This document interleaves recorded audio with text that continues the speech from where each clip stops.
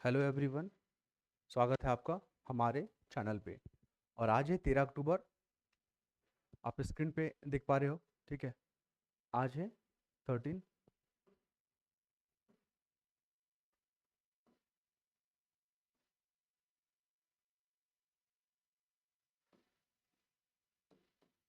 और यहाँ पे इंपॉर्टेंट टॉपिक को कवर करेंगे हम लोग, ठीक है। कल का जो आर्टिकल आपने अगर नहीं देखा ना संडे का, तो जाके देख लीजिएगा। वीडियो और उसका पीडीएफ दोनों ग्रुप में शेयर कर दिया गया है, ठीक है। क्योंकि बहुत कल जो है ना, करीब करीब 10 से 15 टॉपिक ऐसे थे ना जो एग्जाम में आपके बार बार पूछे जा रहे हैं, बार बार पूछे जा रहे हैं, ठीक है। इसलिए कल का वीडियो बहुत इंपॉर्टेंट है, जाके देख लीजिएगा। आज का भी है, आप लोग देखिएगा कैसे मेंस में क्वेश्चन पूछे जा रहे हैं।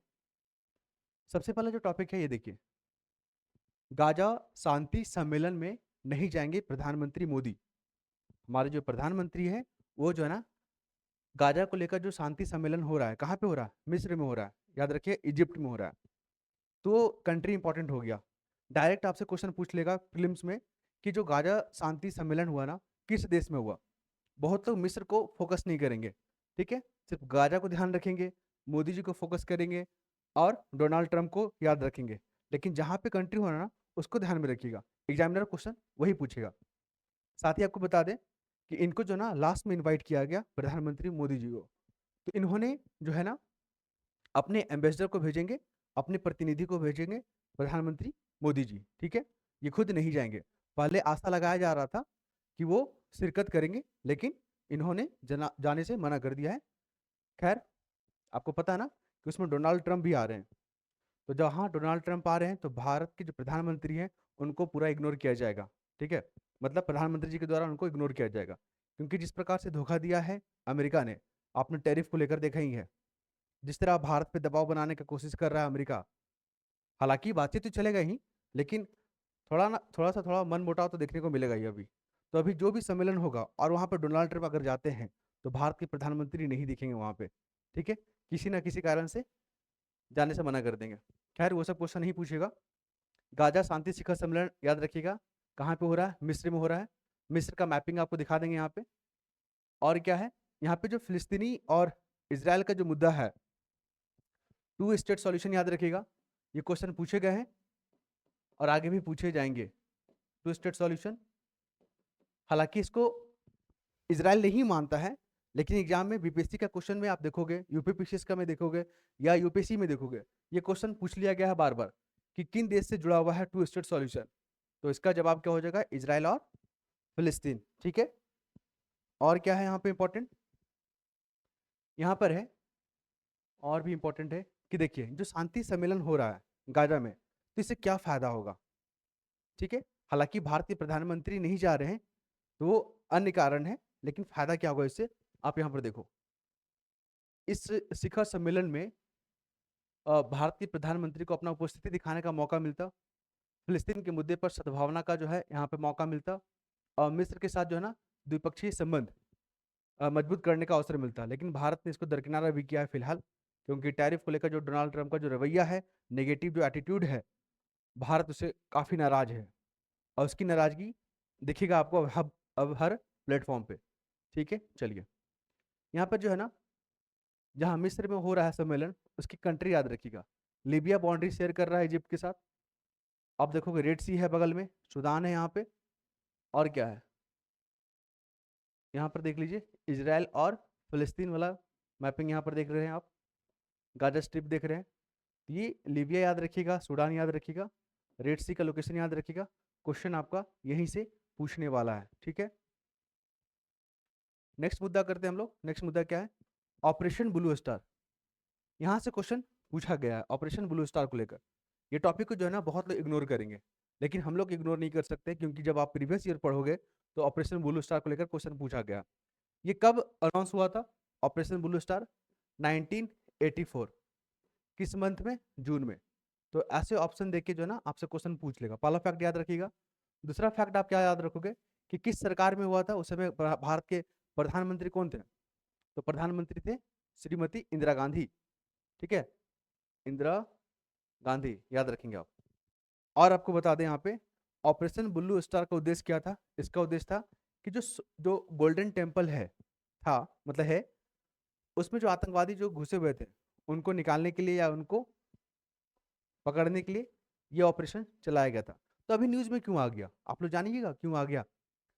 इसलिए आ गया न्यूज में क्योंकि जो पी चिदम्बरम है, जो कांग्रेस के वरिष्ठ नेता हैं, उनका आर्टिकल भी आता है जनसत्ता में हमेशा, संडे को स्पेशली। फिर और वो गृह मंत्री भी रह चुके हैं भारत के। तो उनका कहना है कि जो इंदिरा गांधी सरकार ने जो ऑपरेशन ब्लू स्टार चलाया था वो बहुत बड़ी गलती है, बहुत बड़ा भूल था। इसका सजा उनको उनकी जान गंवाकर उनको मिला। तो ये जैसे स्टेटमेंट दिए तो बहुत सारे कांग्रेस के जो पार्टी से जुड़े लोग हैं उनका आलोचना कर रहे हैं कि आपको जना इस तरह के बयान देने से बचना चाहिए। ठीक है, इस कारण से न्यूज में आ गया। यहाँ पर देख लीजिए, थोड़ा सा जूम कर देते हैं। 1984 में जो स्वर्ण मंदिर में छिपे जो आतंकवादी थे, आतंकवादी, ठीक है, को पकड़ने के लिए चलाया गया था ऑपरेशन ब्लू स्टार। उस समय की गवर्नमेंट कौन थी? इंदिरा गांधी। ये क्वेश्चन पूछा गया है, आप जाके देखिएगा वनडे एग्जाम में बहुत बार रिपीट किया है। इसलिए इस फैक्ट को हम आपके सामने कंसीडर कर रहे हैं, इग्नोर नहीं करना। कैसे क्वेश्चन पूछता है? तो क्वेश्चन पूछेगा ऐसे, एक तरफ जो ना ऑपरेशन का नाम दे देगा और उसका उद्देश्य का नाम दे देगा, मैच करने के लिए आपसे पूछ लेता है। ठीक है, यहाँ तक समझ में आ रहा है आप लोग को? तो अगर आप पसंद आता है तो अपना कमेंट कीजिएगा, लाइक जरूर कीजिएगा। ठीक है, और इसके बाद यहाँ पर आइए, देखिए ये है हमारे चीफ जस्टिस। ठीक है, भारत के चीफ जस्टिस ऑफ इंडिया ये मतलब है। और इनका जो भी स्टेटमेंट रहता है सीजीआई का, उसको लेकर क्वेश्चन मेंस में पूछे जाते हैं।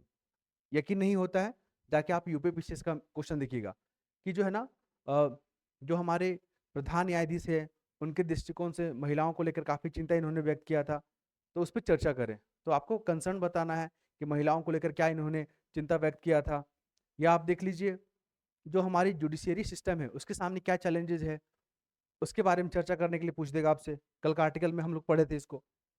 और आज का आर्टिकल में क्या है कि जो नेबर कंट्री है भारत का, भारत का नेबर कंट्री है, जैसे कि अपना ये प्यारा सा भारत है। ठीक है, और इसके नेबर कंट्री से मालदीव यहाँ पर हो गया, श्रीलंका हो गया। ठीक है, मालदीव, श्रीलंका, यहाँ पर म्यांमार हो गया या बर्मा कह लीजिए, यहाँ पर बांग्लादेश कह लीजिए, यहाँ पर नेपाल भूटान कह लीजिए, यहाँ पे चाइना हो गया, यहाँ पर पाकिस्तान हो गया, यहाँ पे अफगानिस्तान हो गया ना। तो इन देशों में जो है ना काफी तख्ता पलट या अशांति देखने को मिल रहा है।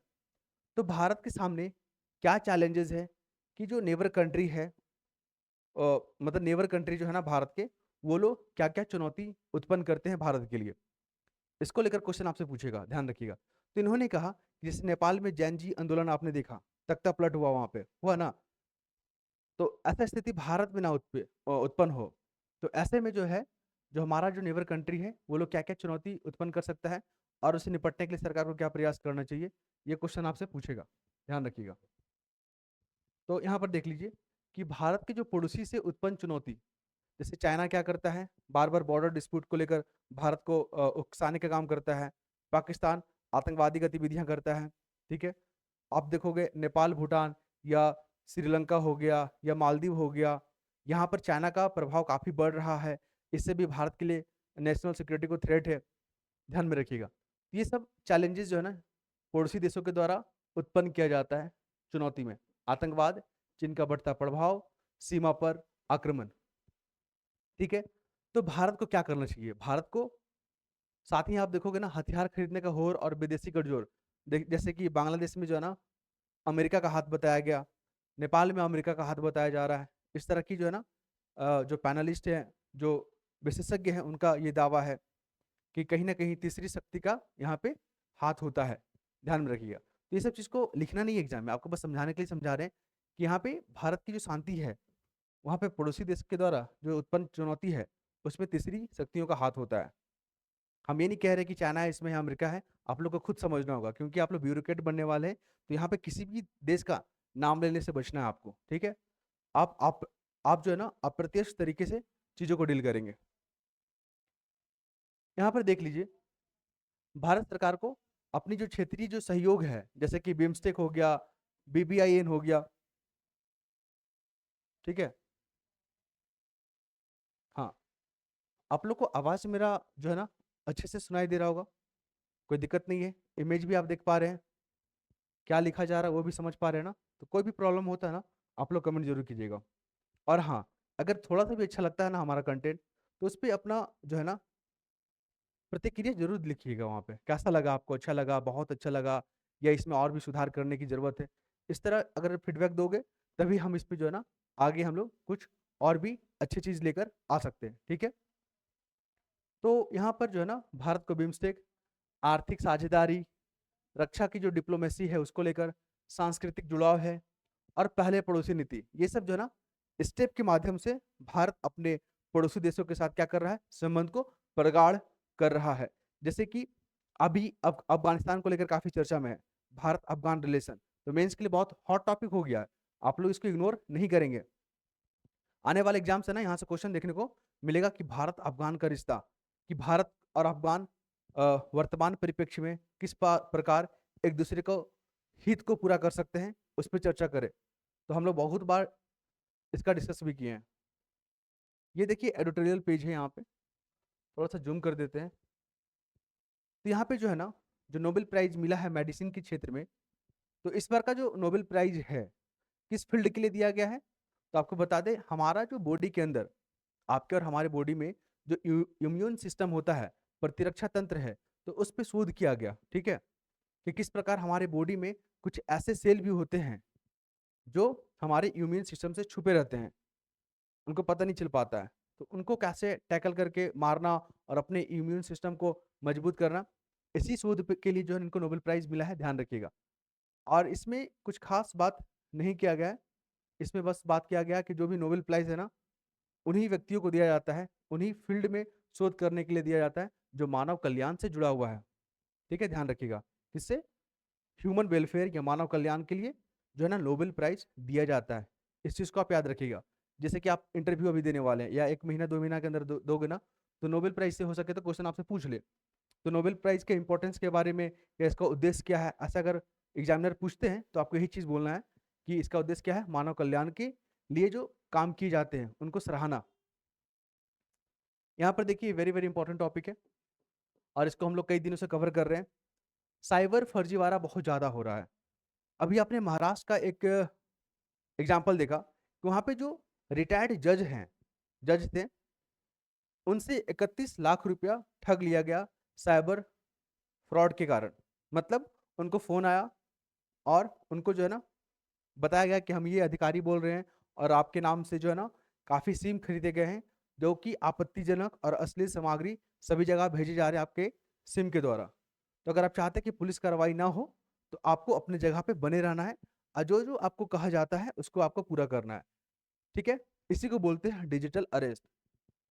जैसे-जैसे हमारा भारत डिजिटल बढ़ रहा है या दुनिया डिजिटल होते जा रही ना, तो सुविधाएँ तो बढ़ रहा है, हमें लाभ तो हो रहा है, साथ में कुछ जोखिम भी उत्पन्न हो रहा है और जोखिम को लेकर ही जो है एग्जामिनर क्वेश्चन फ्रेम करेंगे आपसे।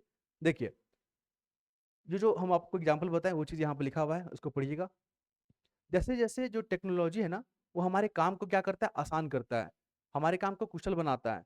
हम और जो टेक्निक है, जो टेक्नोलॉजी है, जो उच्च तकनीक है, वो हमारे एजुकेशन सेक्टर में लाभ की अगर बात करें, तो किन-किन सेक्टरों में लाभ पहुँचा रहा है? तो पहला आप बताओगे एजुकेशन सेक्टर में, आप बताओगे हेल्थ के सेक्टर में, आप बताओगे यहाँ पे कम्युनिकेशन के लिए, संचार के लिए, ओके? और बैंकिंग फैसिलिटी, बैंकिंग सुविधाओं में जो है ना तकनीक का यूज़ हो रहा है, ठीक है? तो ये सब लाभ है, लेकिन जोखिम भी आप देख लीजिए। तो जोखिम में आपको क्या लिखना है? जोखिम में आप फ्लो चार्ट बनाइएगा यहाँ पे या चुनौती लिखिएगा। फ्लो चार्ट में 4 पॉइंट लिखिएगा, जैसे कि यहाँ पे साइबर फ्रॉड हो रहा है, फाइनेंशियल फ्रॉड हो रहा है, डीप फेक, डिजिटल अरेस्ट। जो 71 का मेंस हुआ था ना, उसमें एआई को लेकर क्वेश्चन पूछा था। तो इस बार जो है ना डिजिटल भारत को लेकर क्वेश्चन पूछेगा, ध्यान में रखिए।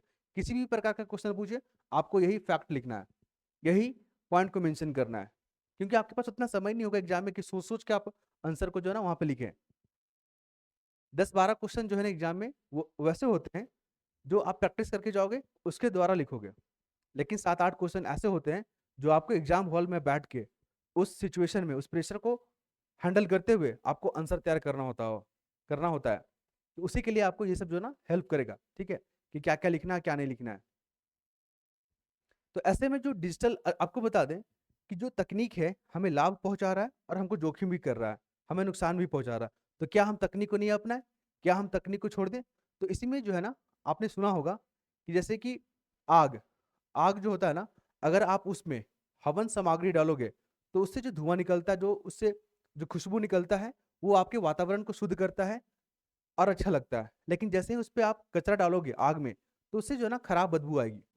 मतलब खराब बदबू क्या, खराब जो है ना स्मेल आता है उससे। तो वातावरण को क्या करेगा, दूषित करेगा। तो इसमें क्या आग का गलती है? इसमें हम फायर पे उंगली उठाएंगे?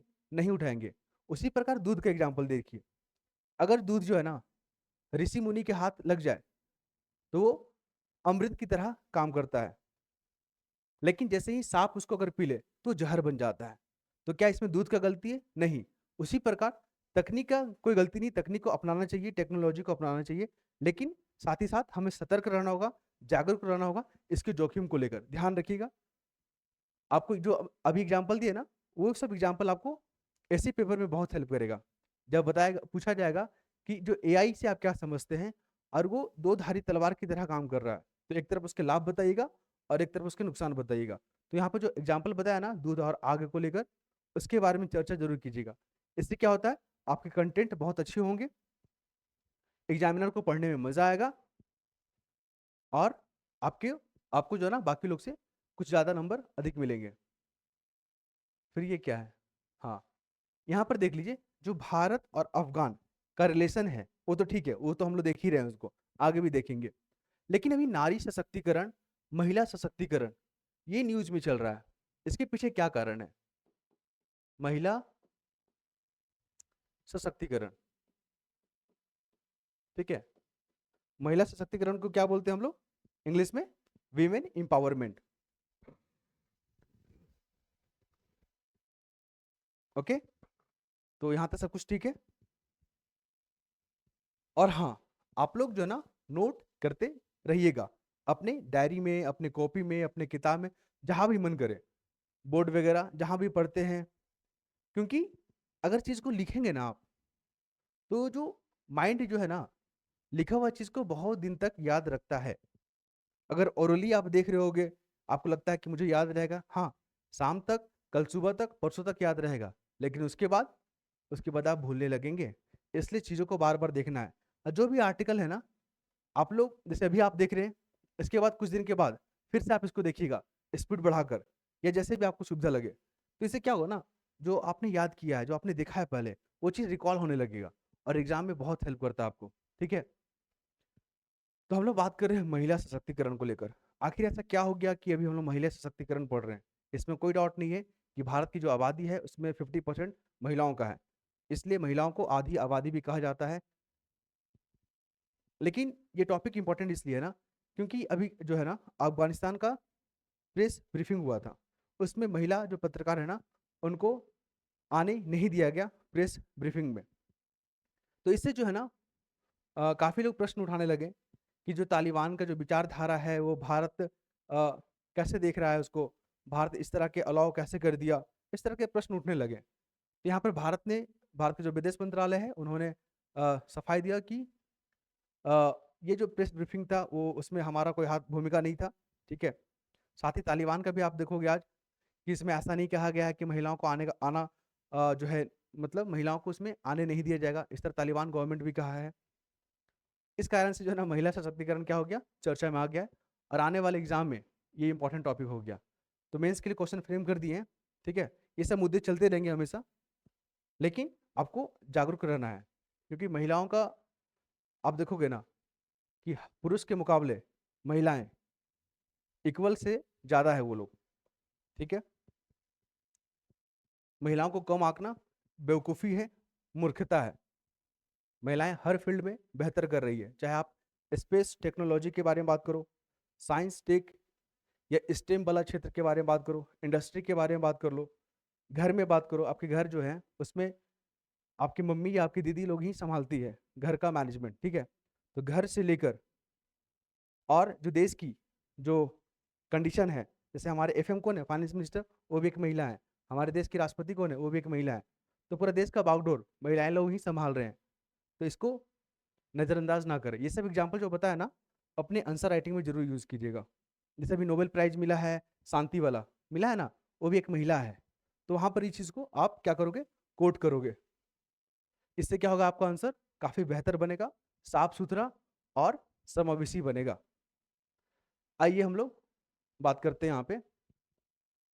और हाँ, अफगानिस्तान जो है ना, वो किन किन देश के साथ सीमा साझा करता है, उसको जरूर देखिएगा।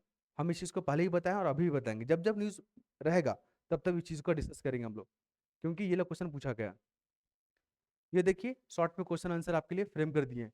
अगर आप लोग चाहते हैं कि ये जो हिंदी में हमने लिखा, ये ऐसा ही चीज़ जो है ना इंग्लिश में भी रहे, तो आपको कमेंट करना होगा। नेक्स्ट वीडियो में या अगला वीडियो में हम प्रयास करेंगे कि जो इंग्लिश मीडियम वाले हैं ना, उनके लिए भी इस तरह की जो नोट ना तैयार कर दिया जाए, ताकि उनको पढ़ने में मजा आ जाए। और ये पीडीएफ हमारे टेलीग्राम में डेली भेजा जाता है, तो आप लोग ज्वाइन हो लीजिएगा। नॉमिनल प्रक्रिया है, नॉमिनल फी रखा गया है, ठीक है, कोई बड़ा बोझ नहीं है वो चीज़। यहाँ पर देखिए, महिला सशक्तिकरण की परिभाषा देना आपको, उनके सामने क्या चैलेंजेस है और भारत सरकार ने क्या प्रयास किया है, कदम उठाए। सिंपल सा क्वेश्चन, ताकि आपको जो आर्टिकल पढ़े हैं उससे कैसे क्वेश्चन फ्रेम करेगा उस रूप में। देखिए, महिला सशक्तिकरण का मतलब क्या होता है कि महिलाओं को सामाजिक, आर्थिक, शैक्षणिक और राजनीतिक रूप से क्या होगा, आत्मनिर्भर होगा। मतलब आत्मनिर्भर होना ही महिला सशक्तिकरण कहलाता है। ये डेफिनेशन है बहुत ही सिंपल तरीके से। आप पेपर का जो आर्टिकल पढ़ोगे उसमें भी इसी प्रकार का डेफिनेशन लिखा हुआ है, बुक में पढ़ोगे वैसा ही मिलेगा, आप इंटरनेट पे सर्च करोगे ऐसा ही मिलेगा। तो आप इस पे विश्वास कर सकते हो कि ये आंसर जो है ना काफी अच्छा है। चुनौती की अगर बात करें, क्या चैलेंजेस है महिलाओं के सामने, तो यहाँ पर देख लीजिए, एजुकेशन को लेकर अभी भी काफी महिलाओं को अवसर नहीं मिल पा रहा है। घरेलू हिंसा, आपने आए दिन एग्जाम मतलब न्यूज़पेपर देखते ही होंगे। बाल विवाह और कार्यस्थल पर असमानता, मतलब इनको सैलरी को लेकर, प्रमोशन को लेकर जहाँ महिलाएं काम करती है ना, भेदभाव होता है। और ये सब चीज़ हम अपने मन से नहीं बता रहे हैं, ये सब जो है ना एक्सपर्ट का राय है, एक्सपर्ट लोग ऐसे बताते हैं यहाँ पे। क्लियर। भारत सरकार ने क्या प्रयास किया है, तो बेटी बचाओ बेटी पढ़ाओ, मिशन शक्ति, प्रधानमंत्री मुद्रा योजना, सखी वन स्टॉप सेंटर, महिला हेल्पलाइन 181, ये सब याद रखिएगा। अगर आप महिला हैं और आप इंटरव्यू देते हैं तो ये टॉपिक बहुत इंपॉर्टेंट हो जाएगा, वेमेन एम्पावरमेंट को लेकर, क्योंकि एग्जामिनर आपसे महिला के बारे में ही पूछेगा। फिर इससे क्या होगा, इनसे महिलाओं को सुरक्षा, शिक्षा, आर्थिक न्याय तक पहुंच सुलभ हो पाएगा और राष्ट्र के निर्माण में महिलाओं की भूमिका क्या होगा, बढ़ जाएगा। एक क्वेश्चन और फेमस है कि भारत को बनना है 2047 तक डेवलप, ठीक है, लक्ष्य है ना, तो भारत की क्या भूमिका होगा, इस पे चर्चा करें। इस तरह के क्वेश्चन भी जो है ना मेंस में पूछे जाते हैं। तो जब भी हमको आर्टिकल मिलेगा न्यूज़पेपर में भारत विकसित को लेकर 2047 वाला, तो हम उस दिन जो है ना इस क्वेश्चन का फ्रेम करके आपको आंसर भी प्रोवाइड कर देंगे, ठीक है।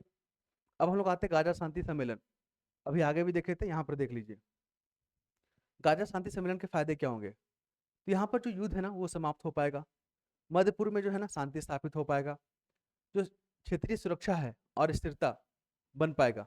तो गाजा शांति सम्मेलन के जो है ना, आप बताओगे यहाँ पे क्या उसका इम्पैक्ट क्या होगा, तो इम्पैक्ट में आप यही लिखोगे कि इससे जो है ना इन क्षेत्रों में शांति स्थापित होगा। जो महिलाओं का, जो बच्चों का जो जान गया है, लगभग 67,000 लोग मारे गए हैं ना इजराइल हमले के द्वारा, ठीक है, ये बहुत बड़ा आंकड़ा है, इतने लोग अपने जान गंवा चुके हैं।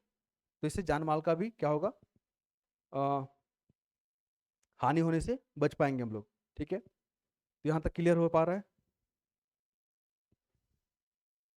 नेक्स्ट मुद्दा क्या है यहाँ पे, अर्थ की हमला शुरू हुआ कैसे था, जो इजराइल और हमास के बीच में जो युद्ध चला ना, तो अक्टूबर 2023 में हमास के द्वारा, जो एक चरमपंथी संगठन है, इजराइल पे हमला कर दिया और 1200 लोगों का जो ना मृत्यु हो गया। तो इसका बदला तो इजराइल लेगा ही, इस कारण से ये जो है ना इतना लंबा खिंचता चला गया, ठीक है। लेकिन ये जो बदले की भावना है ना, वो जरूरत से ज्यादा हो गया, इतना नहीं होना चाहिए था।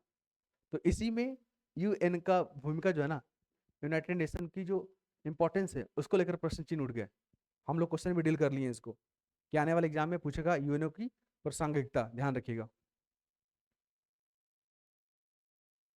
अब आते हैं हम लोग भारत ब्रिटेन व्यापार समझौता, ये इंपॉर्टेंट है। सीटा, CETA, इसका फुल फॉर्म क्या हो गया? कॉम्प्रिहेंसिव इकोनॉमिक ट्रेड एग्रीमेंट, जो जुलाई 2025 में हुआ था। सीटा, कॉम्प्रिहेंसिव इकोनॉमिक ट्रेड एग्रीमेंट। अभी जो भारत और ब्रिटेन के बीच में जो फ्री ट्रेड एग्रीमेंट हुआ, तो भारत को ब्रिटेन से क्या चाहिए, ब्रिटेन को भारत भारत से क्या चाहिए? तो देखिए आपको बता दें कि ब्रिटेन जब यूरोपीय यूनियन का मेंबर था और उससे अलग हुआ, ब्रेग्जिट जिसका नाम दिया गया, उसके बाद जब अलग हुआ ना, तो इसकी इकोनॉमी जो है ना ब्रिटेन की, वो अच्छा नहीं रहा। उसका ग्रोथ रेट जो है ना नेगेटिव में भी दर्ज किया गया है। और भविष्य की अगर बात करें ब्रिटेन का, तो ऐसा कुछ खास नजर नहीं आ रहा है कि वो विकास करे। तो ऐसे में ब्रिटेन को चाहिए सपोर्ट, ऐसे में ब्रिटेन को चाहिए अपना मार्केट, क्योंकि भारत जो है ना इन सिचुएशन में भी ग्रोथ कर रहा है बाकी देशों के मुकाबले। तो अगर फ्री ट्रेड एग्रीमेंट हुआ तो ब्रिटेन को फायदा क्या होगा? जैसे कि बहुत लोग जो है ना इंडिया से या अन्य देश से ब्रिटेन पढ़ने जाते थे एजुकेशन के लिए, और उससे रेवेन्यू जनरेट होता था। किससे? किसको? ब्रिटेन को। लेकिन अब लोग ब्रिटेन नहीं जा रहे हैं, वो रेवेन्यू जनरेट नहीं कर पा रहे। तो आप देखोगे ना भारत में भी वो कैंपस खोल रहा है, अपनी ब्रांचेस खोल रहा है यूनिवर्सिटी को लेकर। और जो पहले भारत के लोग अमेरिका जाते थे पढ़ने के लिए, तो उस पर H1B वीजा लगा दिया गया है, उसके शुल्क को काफी महंगा कर दिया गया, $1 लाख। तो अब ऐसे में जो है ना लोग ब्रिटेन की ओर मूव करेंगे जो फॉरेन पढ़ाई करना चाहते हैं। ठीक है। साथ ही इकोनॉमी में जो है ना भारत अपने प्रोडक्ट को जो है ना ब्रिटेन भेजेगा काफी सस्ते में, और उससे यूरोपियन यूनियन भी जो मेंबर है ना वो लोग भी खरीद पाएंगे। तो ये सब बातें लिखा गया है इस आर्टिकल में, पढ़िएगा तो इससे भारत को क्या फायदा होगा? तो भारत को इन्वेस्टमेंट मिलेगा, दोनों देशों का ट्रेड बढ़ेगा, रोजगार जनरेट होगा, संबंध मजबूत होंगे, भारत का सॉफ्ट पावर बढ़ेगा। और अभी आपने देखा कि 125 लोगों के साथ जो डेलीगेशन है ब्रिटेन, अपने डेलीगेशन के साथ भारत दौरे पे आया हुआ है, और वो चाहता है कि जो हम लोग एग्रीमेंट किए हैं भारत और ब्रिटेन के द्वारा, उसको जो है ना जमीन पे उतारा जाए, वो सिर्फ कागजों में बढ़कर बनकर ना रह जाए। इसलिए वो जो ना अपने 125 डेलीगेशन के साथ भारत में विजिट किए हैं, ताकि इसको जल्द से जल्द इम्प्लीमेंट किया जाए। और आप देखोगे ना कि रसिया यूक्रेन का जो संकट है, उससे तेल सप्लाई भी जो है ब्रिटेन को नहीं मिल पा रहा था, तो वहां पे एनर्जी सिक्योरिटी भी बहुत बड़ा मुद्दा बना हुआ था। ठीक है। और टैरिफ के कारण भी काफी अस्थिरता देखने को मिला। और क्या है यहाँ पे, भारत क्या करेगा? जो लेबर इंसेंटिव जो प्रोडक्ट है उसको बेचेगा भारत। ठीक है। तो भारत का एक्सपोर्ट बढ़ेगा, अ, भारत में रोजगार जनरेट कर पाएगा, इन्वेस्टमेंट अट्रैक्ट करेगा। ये सब बातें लिखा गया है, ध्यान रखिएगा। मेंस में क्वेश्चन आपसे यही पूछेगा कि भारत और ब्रिटेन की जो संबंध है हाल में काफी चर्चा में रहा, और इन्होंने जो समझौता किया FTA, उसके क्या परिणाम देखने को मिलेगा, दोनों देशों पे इसका क्या प्रभाव पड़ेगा, चर्चा करें।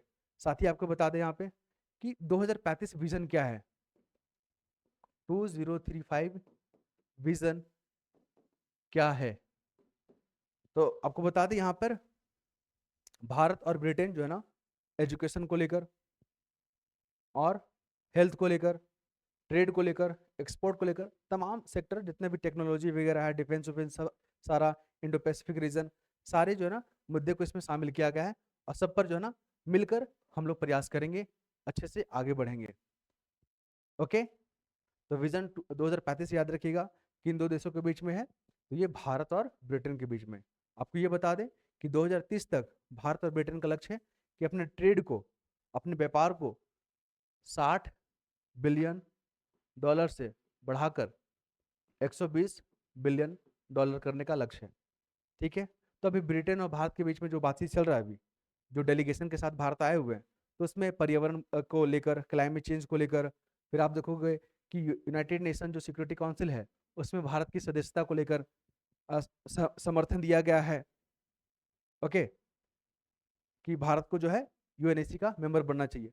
आपको बता दें कि भारत को UNSC का मेंबर क्यों बनना चाहिए, तो कुछ पक्ष में भी बातें याद रखिएगा, क्योंकि इस बार क्वेश्चन आने की पूरी संभावना लग रहा है। भारत को इसलिए मेंबर बनना चाहिए क्योंकि भारत जो है ना जो संयुक्त राष्ट्र मिशन है उस पर बढ़ चढ़कर हिस्सा लेता है। भारत जो है ना कोरोना काल में काफी देशों को वैक्सीन प्रोवाइड किया था, ठीक है, वैक्सीन प्रोवाइड किया था। तो जो भारत की जो क्रेडिबिलिटी है वो बढ़ गया।